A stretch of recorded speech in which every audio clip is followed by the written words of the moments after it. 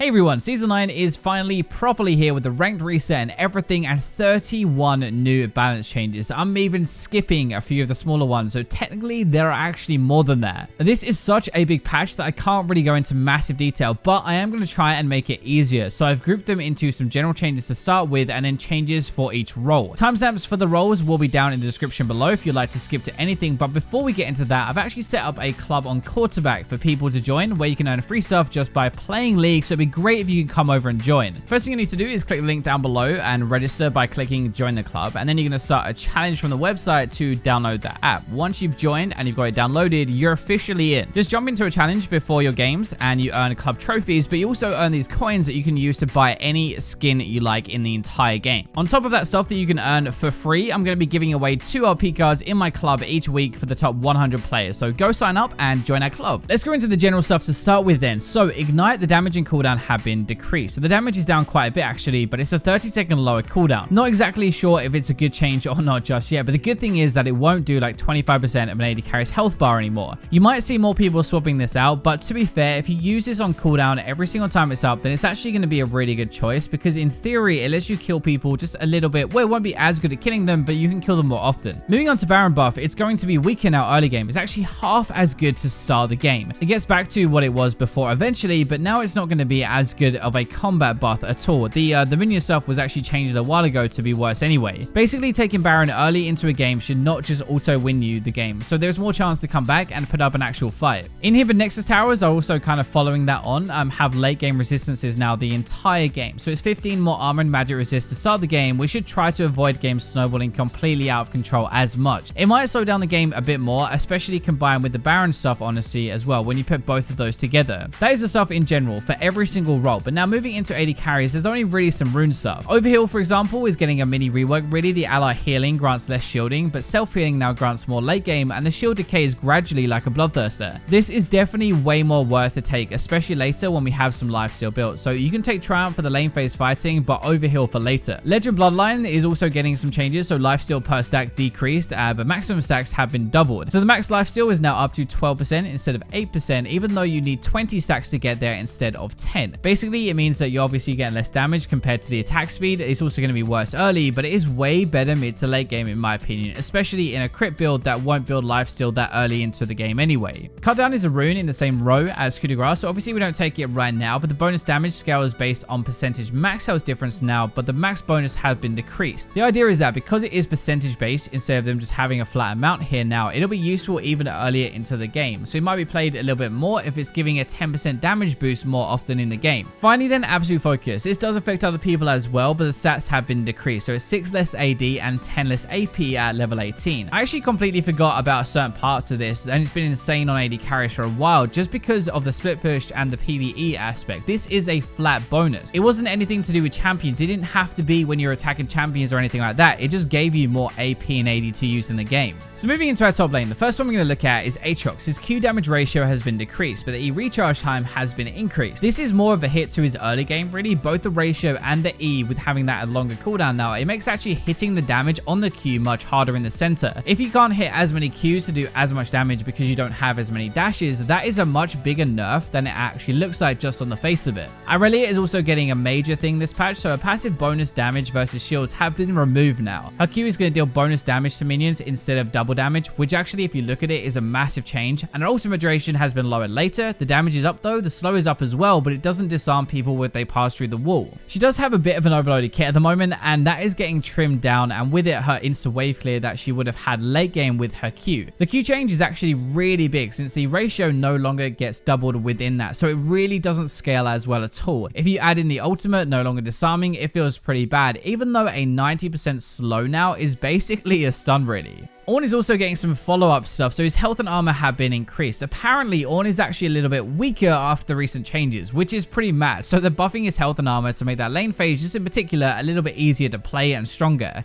I think this is a bit of a risk, to be honest. That new passive is so insane. If Ornn as a champion is strong as well, then I think he'll be pretty much guaranteed overpowered. Someone who is definitely overpowered though is Urgot. So his armor is going down, his mana cost on the Q has been increased, and his W cooldown has been increased early as well. This is a triple early game nerf, so if people still can't beat him, then I'd be so surprised. We've seen him a ton in pro play though, so this is probably why. In theory, this is an easier time fighting him now with less armor, so you'll do more damage. You also have a bigger window to fight him with no shield, plus he's going to have less poke damage with his Q as well. Our last top lane champion is Yorick, so the Maiden is now going to follow Yorick unless he releases her, which is massive. The Maiden health now scales better during the game. It scales better with Yorick's health. Graves are going to spawn a bit faster later, and they won't do less damage when they're away from him. I never really thought about it, but Maiden is actually pretty strong in teamfights, or should be, right? But just normally we only see it as a split push tool because when Yorick leaves the lane, Maiden's also pilots down it. She can still do that if she wants to, but Yorick has actually got to release her for that. Now he can just drag her with him if he wants to, and especially late game, she will be stronger as well and tankier. Maybe you could even make her like do a Baron or something like that. I'm sure there's going to be some stupid video that makes her do it, and it'll actually be pretty strong. The last top lane thing is Sunfire Cape is 150 gold cheaper now. The damage on this actually is not that bad, especially in the lane phase. So if you get it a bit cheaper now, you get it a bit earlier, you're going to have more damage at that point, and we might see it a bit more again just for that.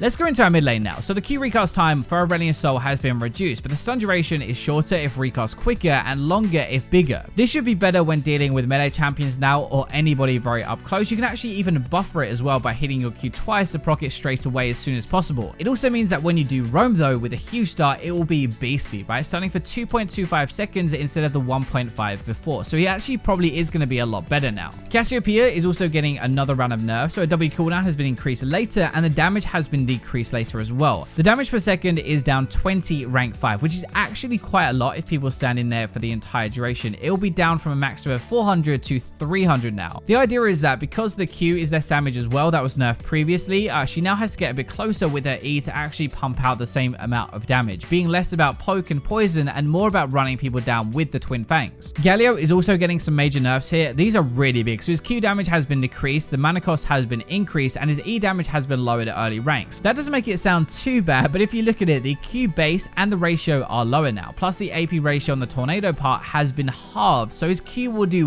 way less damage than before and cost more to cast as well. This in theory should massively limit his poke damage and his wave clear as well, just limiting what he can do in the lane phase and especially later at the same time, so we're probably going to see him a lot less. Cassian has also had his armor decrease, making him a lot worse against AD users while still making him like a magic counter. In theory, they want to make clear counters to shut Cassian down lane and slow like him getting to that insane point, but you can still use him more as a counter pick to mages rather than just blind picking him every single game. Neeko is kind of interesting because they're not touching her damage even though she's a little bit weak. Your W clone and haste duration have been increased. The clone also travels in a target direction rather than pathing to a target location. Your ultimate no longer slows, but she lands faster now after jumping as well. So the whole idea really of Neeko is she is a trickster, right? At the moment, her clone is pretty awful. It doesn't really work, but at least it's going to be more useful after the changes. It lasts longer, but it's probably a little bit easier to convince people that it might be real. And the ultimate is also harder to dodge now. Finally then for the mid lane, we have Oblivion Orb and Morello. So the Orb is going to cost 100 gold more and the AP has been lowered by 5. And for Morello, the AP has been lowered by 10. The Orb will still be good to pick up because of the magic penetration, but it's more of like a cost now, right? And it definitely doesn't make as much sense to rush it. You'll delay the rest of your build if you do. With the Morello part of that, you're paying more for the Grievous Wounds passive than the healing cut, right? If you don't actually need that at all, if it's not going to be used, then it's going to be better to build something else instead now.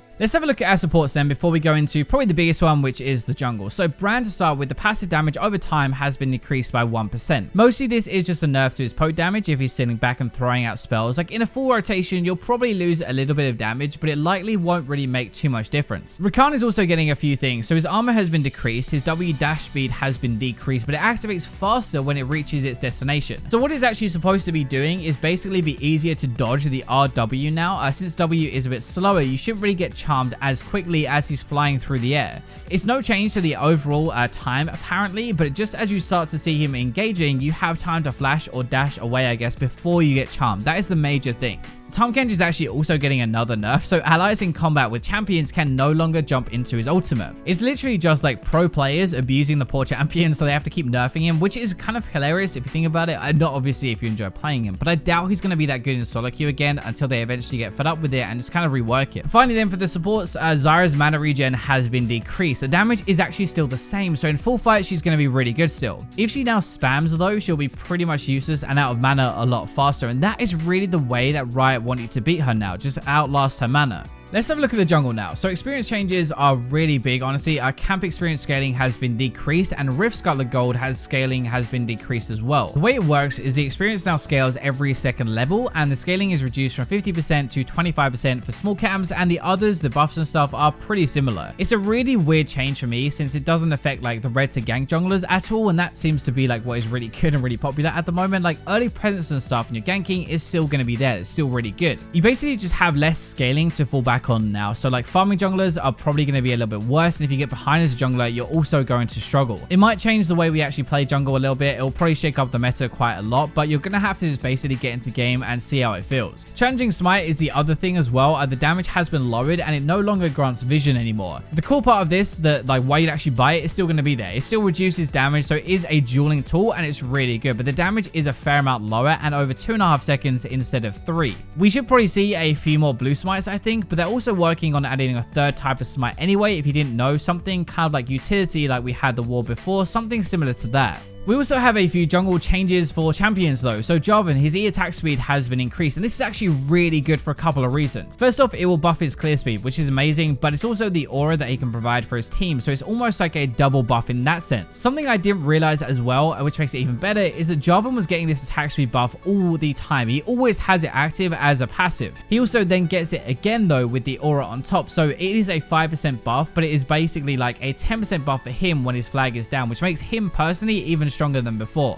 Jax I put into the jungle because his AD has been decreased and Q damage has been decreased early, but I think this is really going to affect jungle Jax more than top lane. It is supposed to be nerfing his early game to give you more of a chance to beat him and like put him down, I guess, in the lane phase before he gets to his hyperscaling point of like 2+ items. It's kind of sad actually. Hyperscaling 2 items doesn't really make sense, but that is Jax in a nutshell. I doubt the base AD will be missed much top lane, but it's far more for like the clear in the jungle, I think, and that is why he's in this section. For Kayn, there is way too much to go into, but there were quite a few Kayn players in previous videos when we looked at this stuff, and they all said that this is a really good change. Basically, transformations are going to be way easier to use and control now, and you can get to your desired one a little bit easier and faster, so you don't have to wait around for ages if you get the wrong one. There are a lot of changes here, and if you play Kayn, you probably already know about them, but basically Kayn should be better after this, and definitely with his transformation. Maybe I should have put this one a little bit earlier, but Shyvana is probably one of the biggest buffs of the entire patch. It's going to go under the radar just a little bit, and you can probably abuse quite well. Her passive bonus damage to dragons has been doubled to 20%, and her E mark damage has been increased as well. These are so much better than they look, I think. Dragons were recently buffed early for the first one that you take in the game, so she can basically solo these pretty easily anyway, but now even easier, even faster, even safer, and get a pretty big lead that way. Also, it is now 0.75% more percentage damage with her E per auto attack though. That is going to be like an extra like 3%, maybe even more actually, which is definitely a big chunk of damage when you're trying to duel somebody. Finally then, Volibear. His E bonus damage versus dashing and airborne has been changed to max percentage health now.